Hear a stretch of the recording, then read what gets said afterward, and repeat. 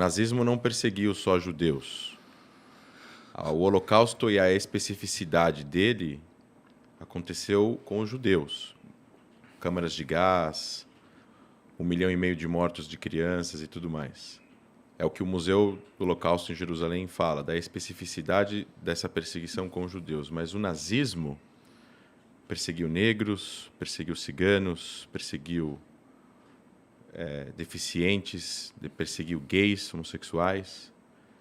E eu acho que, humildemente, eu me coloco aqui também representando essas populações, não só como judeu, porque eu acho que a gente não pode normalizar o mal. E o mundo não é uma utopia de palavras que vão ser apenas escutadas. O mundo é feito de palavras e ações e reações. E o mundo foi, até pouco tempo atrás, um lugar muito ruim para muitas pessoas. E eu acho que o que a gente está vivendo hoje em dia com a modernidade, com a educação, com o acesso à informação e à ciência e à história, é que a gente pode construir um mundo melhor. E a gente precisa ter essas responsabilidades, que é escrever, contar, ensinar. E por isso eu trouxe esse livro, é um calhamaço de mais de 1.000 páginas. É um livro que conta a história do Holocausto. Ele é comentado por várias autoridades do assunto. Talvez um dos livros mais importantes.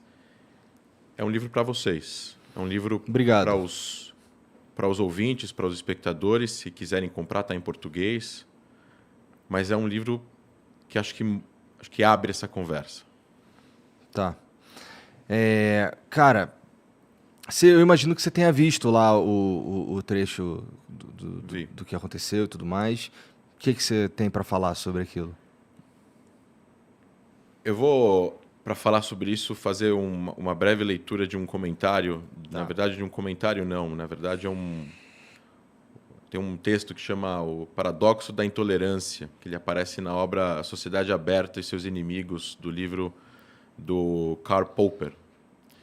Ele fala sobre a crítica extensamente às ideias filosóficas que deram origem na opinião do autor aos movimentos totalitários do século XX. Todo o livro é uma defesa da sociedade aberta e pluralista, da racionalidade e do falibilismo. Ele fala, eu não vou ler o texto inteiro, ele fala assim: devemos, pois, reservar o direito, em nome da tolerância, de não tolerar os intolerantes. Devemos afirmar que qualquer movimento que prega a intolerância está fora da lei e considerar criminoso o incitamento à intolerância e perseguição, da mesma forma que é criminoso o incitamento ao homicídio, ao rapto e ao reavivar da escravatura. Em resumo, a tolerância ilimitada levará ao desaparecimento da tolerância. O que eu quero dizer com isso? A República de Weimar, que foi o governo alemão antes da subida de Hitler no poder, ele acreditava nessa inclusão de várias ideias e, com isso, o Partido Nazista concorreu democraticamente às eleições na Alemanha e venceu. E o primeiro ato deles foi acabar com toda a sociedade civil alemã, com todas as instituições democráticas e perpetuar o que eles perpetuaram na Segunda Guerra Mundial, com 50 milhões de mortos, com 6 milhões de judeus, com diversos centenas de milhares de várias outras minorias. Essa abertura que eles deram em nome desse debate de ideias, o outro lado não entende esse debate de ideias. O outro lado não está interessado em debater ideias, o outro lado está interessado em tomar o poder com golpe e impor a sua vontade, que no caso do nazismo especificamente, é voltado a uma ideologia radical, extremista, genocida, baseada em raça. Não só em raça, mas na ideia de um ser humano geneticamente melhor que o outro, já foi provado pela ciência que isso não existe. E para que a humanidade possa, entre aspas, sobreviver, como diz no livro Sapiens, de Yuval Harari, o escritor israelense premiado, eles acreditavam que eles estavam fazendo um bem para o mundo, o nazista. E eles mataram pessoas que, independentemente da idade ou do sexo, eles acreditavam que eram seres inferiores. Esse tipo de debate, dentro de uma sociedade democrática, ele não pode ser permitido, porque você não tem como debater com aquele que, se subir no poder, vai matar você.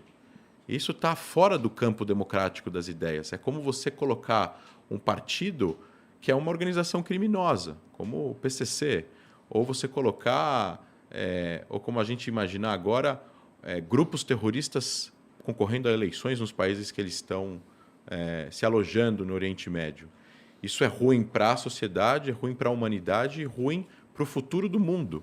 E acho que no mundo que nós vivemos hoje em dia, com a polarização política, com um ano de eleição no Brasil, com crises humanitárias acontecendo pelo mundo, onde a gente está vendo cada vez mais o aumento do radicalismo, do preconceito, e eu acho que a gente não tem que normalizar isso. E não é só sobre o nazismo, né? Quando a gente escuta frases assim em diversos lugares da sociedade que tem uma voz que influenciam pessoas contra gays, contra negros, contra qualquer outra minoria que seja, a gente precisa consertar isso. Precisa haver redenção, precisa haver pedido de desculpas, retratações.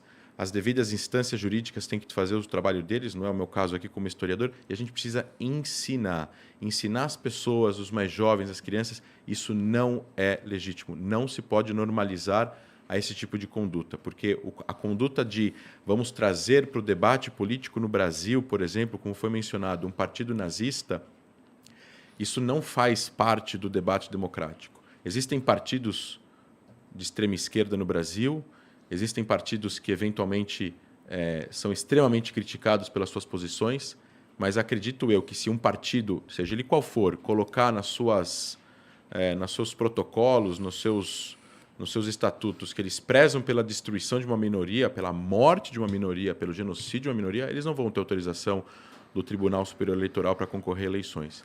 Então, não é comparável, né? Eu tenho sérias críticas a partidos extremistas, seja de um lado ou de outro, mas ainda assim, não é comparável. Para você colocar no campo das ideias o que a gente deseja para construir uma sociedade mais democrática, mais livre, com liberdade de expressão, mas essa liberdade de expressão ela não pode ser incitação ao ódio, à violência, ao estupro, ao rapto, à volta da escravidão, num país que teve a maior quantidade de escravos importados da Europa, 3,5 milhões, 4,5 milhões de escravos.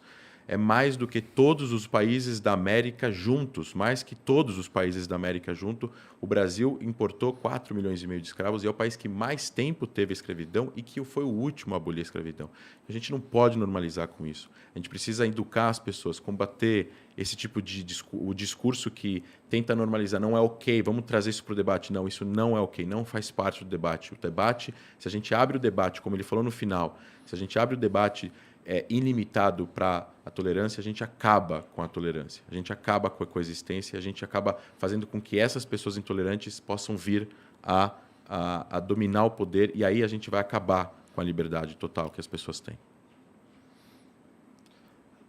É que eu não sei muito o que falar nessa situação, porque eu não sou a favor de nada disso, né? Do nazismo e tal, essa parada, né?